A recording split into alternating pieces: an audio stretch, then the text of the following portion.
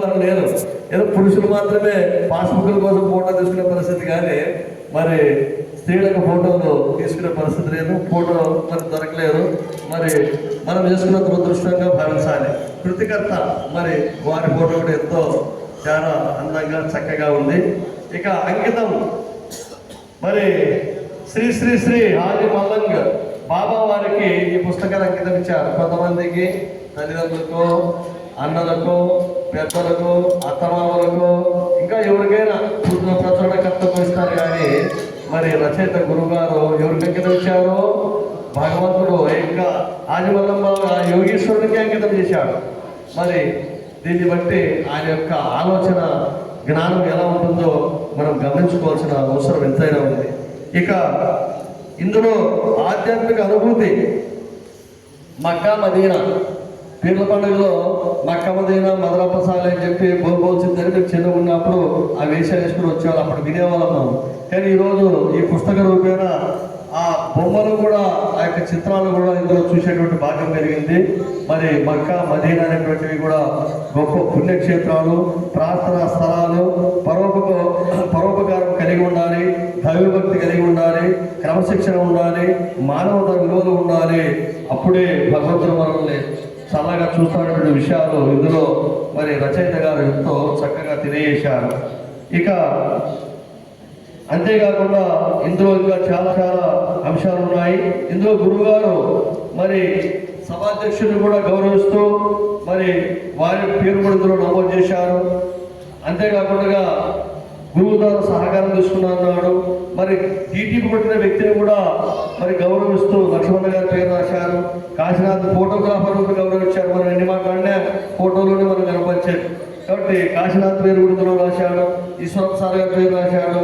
మరి నా పేరు రాశాడు. శిక్షణ సార్ పేరు రాశాడు. అంటే పుస్తకానికి అతడి రామలింగమ్మ గారు రచయిత్రి. పుస్తకానికి ఏదో కొద్దిగా గొప్ప సలహా రూపేణ ఏదో ఒక రూపంలో సహకరించిన వ్యక్తులు కూడా మర్చిపోకుండా ఇందులో ఆయన మరి పొందుపరచడము ఆయన యొక్క మరి విశ్వసనీయతకు, కృతజ్ఞత భావానికి మరి ధన్యవాదాలు. ఉపోద్ఘాతంలో ముఖ్యంగా ముంబై నైసర్గిక స్వరూపము, శీతోష్ణ స్థితి అని గురించి రాశాడు. బొంబాయిలో ఏ విధంగా శీతోష్ణ స్థితి ఎలా ఉంది అనేటువంటి విషయాలు తెలియజేశారు. మహారాష్ట్ర శివాజీ గొప్పతనం.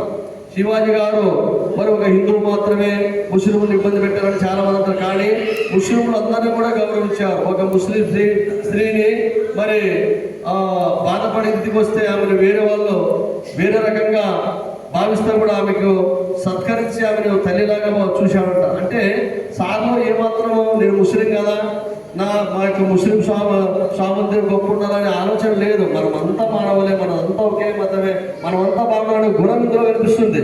కాబట్టి ఆ యొక్క శివాజీ గారి యొక్క గొప్పతనం గురించి కూడా ఎంతో చక్కగా రాశారు. తర్వాత మహాలయము. కాబట్టి బొంబాయిలో మహాలక్ష్మి ఆలయము. మరి అక్కడ పోయిన వాళ్ళు తెలుసు ఆ మహాలక్ష్మి యొక్క గొప్పతనం కూడా. మరి ఆ లక్ష్మి ఉన్నందుకే బొంబాయిలో సంపద ఉందని చెప్తారనే విషయం చెప్పాడు. ఊహల కిందనే భగవత్ స్వరూపము, మరి ప్రకృతి శక్తి, ఆధ్యాత్మికత, జ్ఞాన సంపద, మానవ జన్మ, ఈ జన్మకు విముక్తి ఎప్పుడు, ఇలాంటి విషయాలు ఎన్నో రాశాడు ఆయన. భగవంతుడు, భక్తి, మానవ కృషి, భూమిపై మానవ మనుగడ ఏ విధంగా ఉంది, మతాలు ఏ విధంగా వ్యాపించాయి, ముంబై నగర ప్రాంతాల్లోని ప్రముఖ దర్గాలు ఏ విధంగా ఉన్నాయి అక్కడ చుట్టుపక్కల, మరి హాజీ మల్లంగ బాబా వారు పర్వత ప్రాంతానికి చేరేటువంటి విధానం, ఏ విధంగా యాత్రికులు అక్కడ పోవాలి అనే విషయాలు. తర్వాత పర్వత విషయాలు, దాదిమా పహాడ్ విషయాలు.